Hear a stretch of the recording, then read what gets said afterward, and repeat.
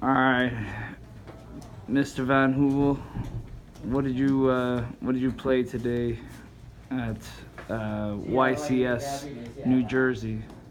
I played GOKI and I finished top 16. Okay. I guess you're ready to show us what you played? Yep. All right.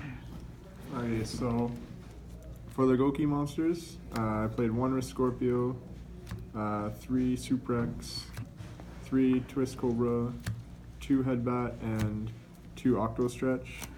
I didn't feel like the level 6 was necessary in any of the combos that I did, and it just turned out to be a brick half the time, so I felt like it was unnecessary for the deck.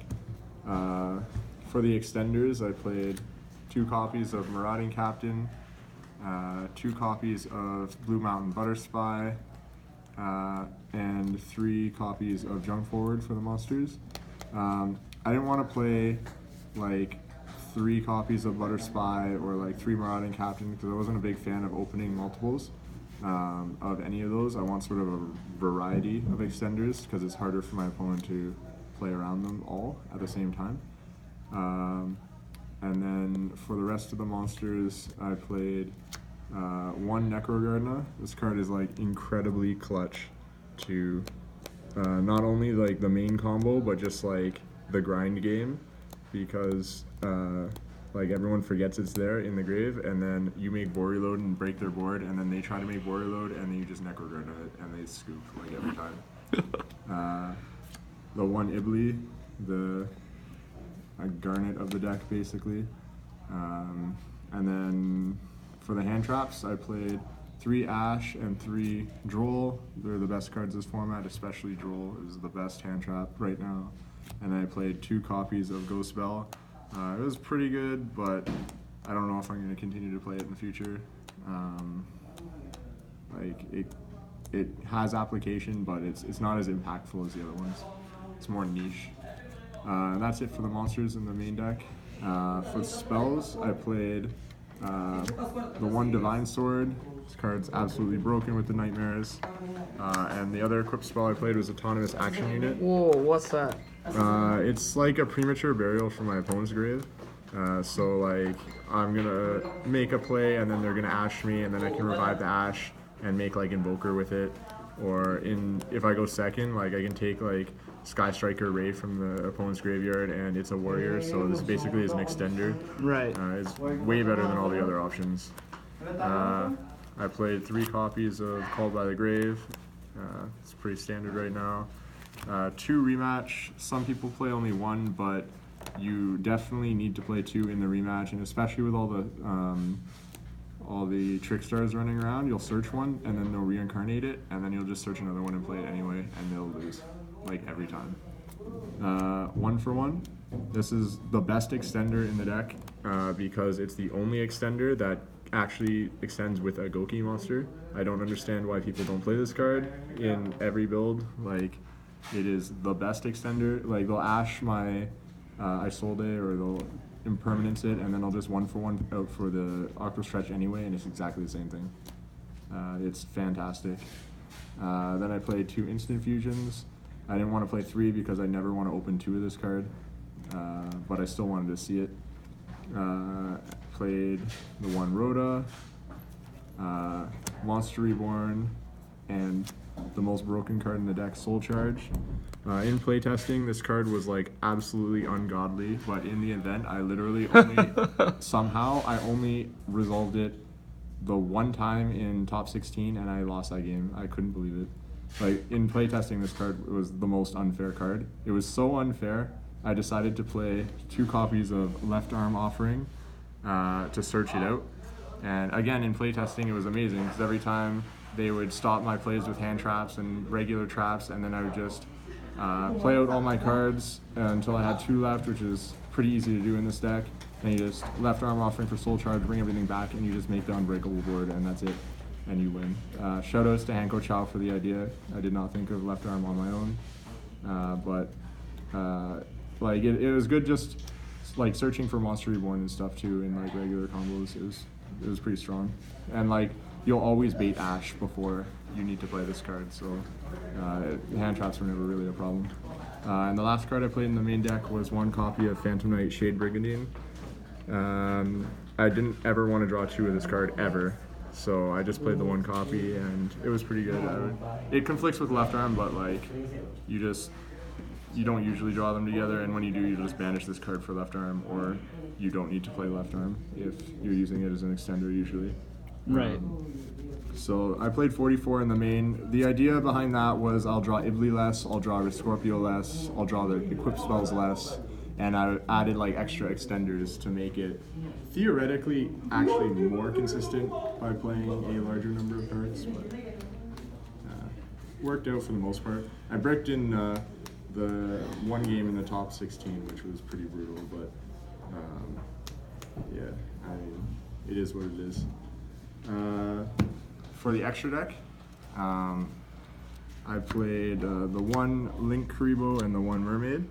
And then for the Link 2s, I played one Goblin, 2 Cerberus, 2 Phoenix, and 2 Isolde. Why 2 of the Cerberus and the Phoenix? So I do my combo a little bit differently, and I end up using them both, like 2 of each of these in my combo, if I can go off fully, and I basically never lose if I resolve that. Also, I find these really, really important in the grind games. Against Trickstar, I always want my first play to be summon this and pop their Licorice so they stop burning me. Right. So like having this for each turn is really good, and like I'm pretty sure everyone is playing 2 Phoenix right now. Like it's super clutch. Phoenix is the best one. So because of all the Trickstars, I opted to play 2 Cerberus over the 2 Goblin, but that might change in the future. I'm not sure. Like those 2 are potentially interchangeable. Right. For the Link 3s, I played the one Trigate, the one Unicorn. I guess that's it for Link 3s. It's pretty self-explanatory. And then for Link 4s, I played one of each Firewall and Boreload. I didn't play Griffin because I felt like I only was ever making that when I was in a bad situation, and it wasn't really winning me games anyway. And there wasn't really anything relevant for me to set with it. Like I could set like a Called by the Grave that I used earlier, but that's not likely to just blow out a game or anything. And it's very hard to like play Griffin in a way that prevented any of the current meta decks from going off. Right.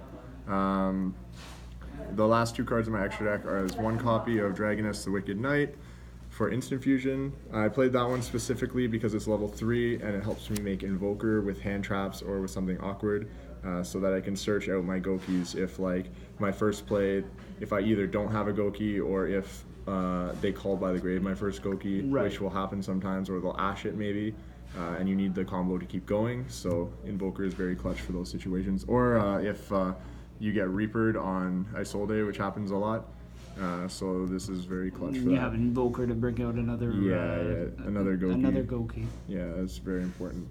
So that's it for the extra deck.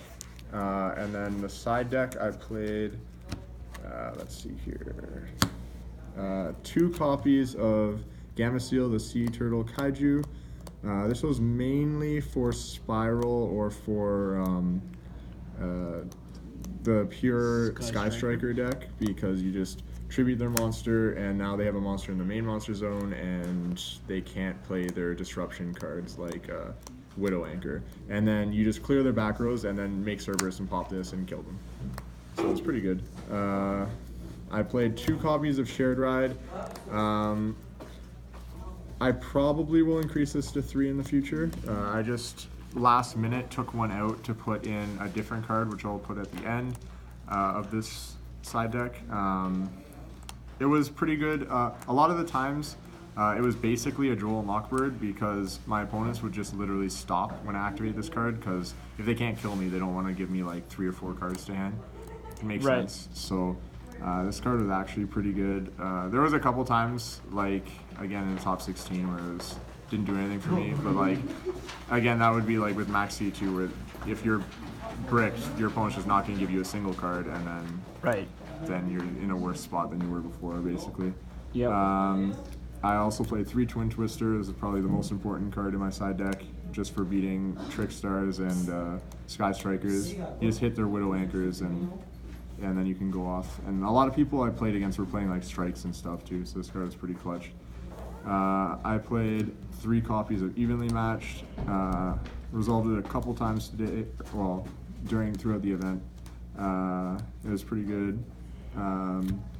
3 red reboots. I don't think I activated this at all. I did side it in. I sided in like 2 copies every time I played against Trickstars. I didn't play against like any Altergeists or any heavy trap decks really. But I definitely think that this deck needs this card against those decks, because you just stop their play and then you can kill them so easily. I played 1 copy of Imperial Order just against the Trickstar Sky, anything with Sky Striker really. You just flip this up and they can't play. It's a dumb card, should be banned.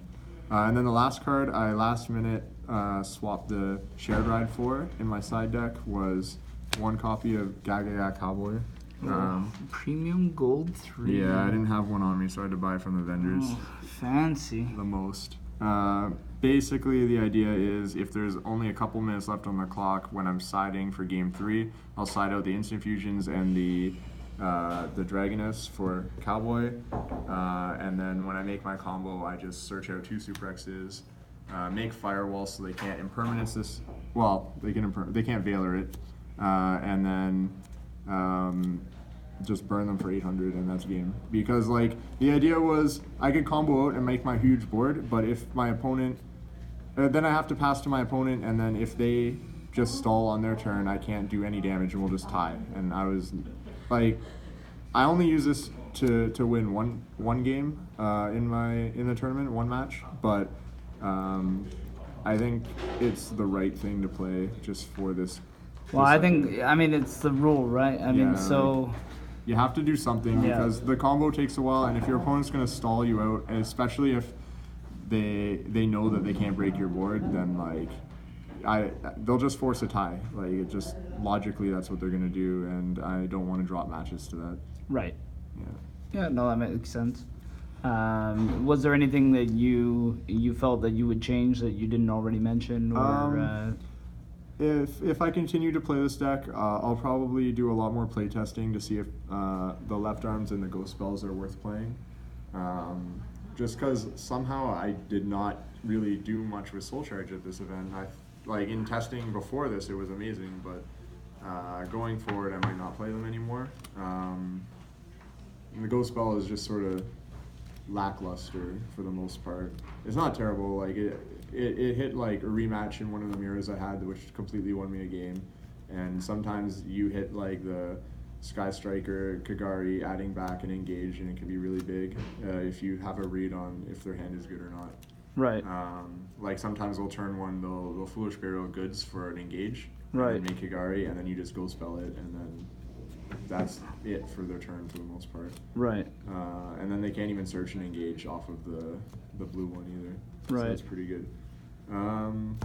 So I'm like, if I cut those cards, I'd be down to 40. I might do that. Probably make some other changes if I continue to play this, but I'm not sure what else off the top of my head. No, that makes sense. And any other shoutouts besides I guess Hanko Chow? Yeah, shoutouts to Untouchable Games. Sponsors me as a player from like Toronto, Canada. Best place to play in the GTA. Untouchables.